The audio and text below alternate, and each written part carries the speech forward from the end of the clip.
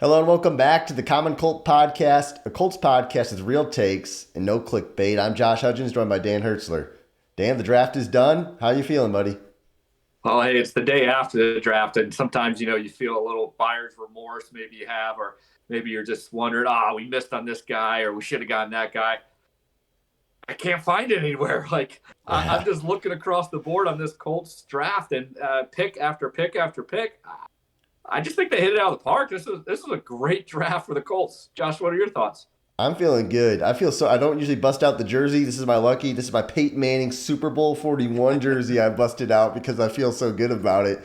Honestly, you know what? The title of this video is grading the Colts draft class, and we're going to go through day 1, day 2, and day 3.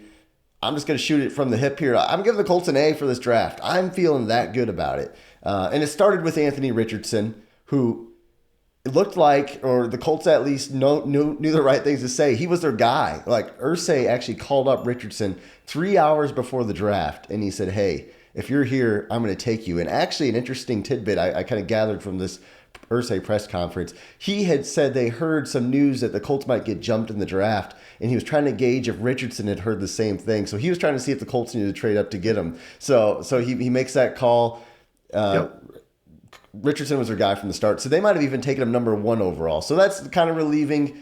Hey, the Colts did their diligence and they believe in this kid, and I have good reason to, I guess, as well. Then, Yeah, every team after the draft thinks that they got everyone that's a superstar and everyone's going to be amazing. We get that, okay? Like we're not predicting Hall of Fame players here yet. Okay, we got to see them play. We got to see all that action. But the day after the draft, you kind of start looking at things and you're seeing, okay. Like we said earlier, what could they have done or what did they do? And the Richardson pick right off the bat, we probably should have been a lot more on top of that, given the some of the scores that he put up there. The Ballard loves those athletic scores, and he was off the charts with that. He just kind of fits a little bit like Shane Steichen, I believe's offense, seeing what Jalen Hurts does. It just it made no sense to think that they were going to go in a different direction. This was the guy that they wanted, and everything kind of worked out well. I don't know if, the Texans are the ones that helped him out at pick 3, or if, Arizona was going to take someone else, or no one jumped ahead of them. And they got their guy. They got to save picks, and that just set up the next few picks, I think, for them to look even better. Yeah, I loved it. And moving on, obviously, day 1, the Colts' only pick was that quarterback position. So then the day 2, they start off, they get Julius Brents, a cornerback, local kid, super long, rangy guy who, again, had a high RAS score. If you don't know what that is, Google RAS athletic scores. You're going to quickly find out that Chris Ballard does have a type. And this draft was loaded, especially early in the draft, with guys who had high RAS scores. And this guy, I think, immediately is going to become an outside cornerback for us. He's got the size for it. Honestly, outside of quarterback, that was our biggest need. Our biggest need. We lost Gilmore. All we had was Isaiah Rodgers and Kenny Moore. Kenny Moore's a slot guy. You needed somebody outside of Rodgers. I like that pick a lot. What would you think? Yeah, again, I was thinking wide receiver, but had zero complaints with the cornerback because some of these guys were dropping. Actually, I thought there was a chance they might get Joey Porter Jr., which I really liked out of Penn State.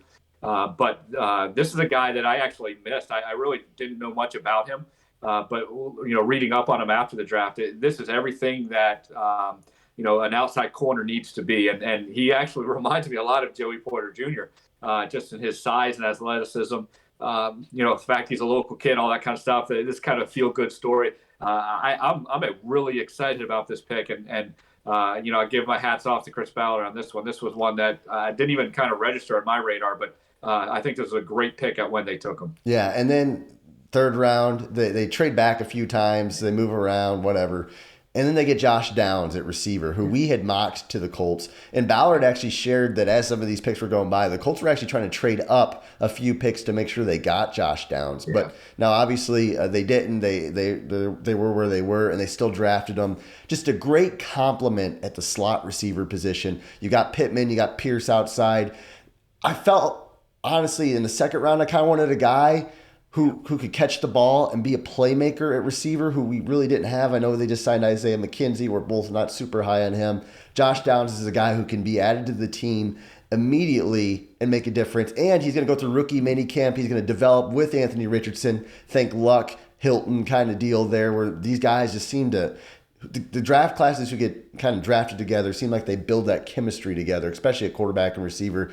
I think that's going to be super fun to watch these guys grow together. Yeah, Ballard moving back, picked up those extra round picks. Again, great tactic. Still getting the guy he wanted. I was the same boat. I thought Josh Downs was going to go way before that.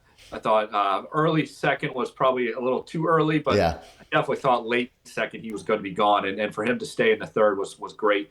Biggest knock is the size, but everything else is off the charts. To your point, he's going to fit in exactly where the Colts need him to fit in. Again, that's what we talked about pre-draft, was that the Colts had to find the best players for the needs that they had without reaching. And they just did this over and over again. And this is why I'm so high on this draft and feel like they really did dominate, because Josh Downs is a perfect slot guy. I'm gonna maybe shoot too high here, but I'm slotting him in right away, right at the slot. I think he's going to win that spot, and I think he's going to have a great rookie season. And I'm super excited for him. I'm going to be a Josh Downs truther as long as we can. He's on the Colts, because I'm a big fan of him. I might get a Josh Downs picture up there or something in the future. I mean, I'm a big fan of this guy, and we mocked him to this team, so. It felt like at that point, Chris Ballard was in the zone in the draft. Yeah. Like pitching a no-hitter, he was on fire, and it was cool to see. And then day 3 comes along, and then they get Blake Freeland, another guy, the BYU tackle who we mocked to the Colts back in February. So I remember texting you. I was all jazzed up. I was like, oh, man, they got another guy we had mocked to him. I mean, This guy, not the best pass blocker, but he's strong. He's a run blocker. He's athletic. And at that point in the draft, especially in those later rounds, that's kind of what you have to look for. You have to look for athleticism. You have to look for certain traits that they might have, that they might need refining on, and see if you can develop them further. And really, this Colts draft is loaded with athleticism. It was a super athletic draft. I think Blake Freeland on the offensive line, when you think of Anthony Richardson and the type of plays they're probably going to run with him and Jonathan Taylor, I think that's a very unique fit. Yeah, you got to get them maybe out on those bubble screens, got to get them out on those, maybe a counter, misdirection, all that kind of stuff is going to be a big part of what the Colts doing, and getting an offensive lineman, maybe he can move inside. I haven't seen enough of his tape to know if he's an inside, outside kind of guy, guard or tackle, but he's definitely athletic, to what your point is. I think the Colts had the highest RAS score out of any team in the NFL. Again, back to your point about Ballard, just looking for those kind of guys. And then they got a defensive lineman too that shows some promise. And I'm not even going to come close to saying his name. You're going to have to say his name for that one, because but he looks like that kind of rare, like tweener kind of guy that might just fit really well for this team. Yeah, Ade Ade is a guy, very nice. He's gonna. He was actually mocked. Some guys had him second round. I think I was watching the NFL channel, and I think Daniel Jeremiah said there was some rumblings of maybe this guy sneaking in the first round. I was watching the draft, and he was the best player on the big board left when the Colts got him. And again, what did he do? One of the best players on the board. What did he fit? A position of need, defensive line. He's kind of an end, kind of a DT. I think he's going to fit the DT role better. I think he might need a dietitian to gain some more weight and keep that athleticism. But at that point in the 4th round, the Colts secured another just kind of an athletic freak, and a guy who, with the right coaching, could develop very nicely. And that was really my final day 3 highlight. I know the Colts had a bunch of picks. They had 12 picks. And we're going to, as we kind of go throughout this offseason, we're actually going to come out with a little more deeper dive for you technical guys who enjoy that kind of thing. We're going to really dive into this class on everything you need to know about every prospect they drafted, but from a bigger picture, bigger perspective on why we think the Colts were one of the best teams in this draft. I think these are some of the guys why.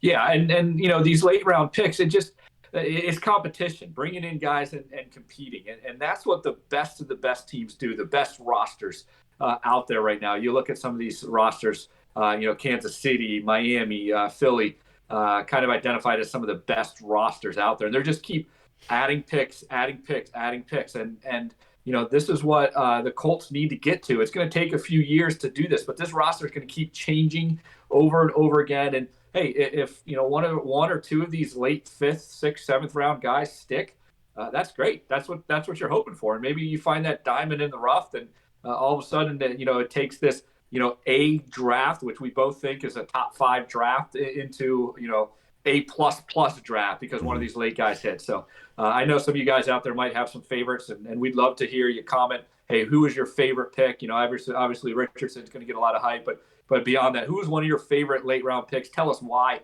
you think they're going to be the guy that's going to make the team, or they're going to be that diamond in the rough. Because both of us, we identified Josh Downs as our guy, but let's I'd love to hear what Colt Nation has to say about the later rounds. Yeah, I'm very curious of that. And one thing I like to do is I like to read what other people say about the Colts draft. I have my opinion, and you have yours, and we think it was a strong class. But I went out, I looked at NFL.com, PFF. I know some of these websites get kind of downed on, but the truth is, if my feeling's kind of high of them, and if it matches what they match, then I feel good about it. And these guys were saying the same things. Hey, the Colts went athletic. The Colts swung for the fences. They fixed a lot of needs, and they were a top 5 draft class. I mean, and when you have a bunch of needs like the Colts did, quarterback, cornerback, offensive line, wide receiver, and you still have a top draft class, hats off to Chris Ballard and Shane Steichen and Irsay and all the decision makers, because the Colts killed this draft. They really did.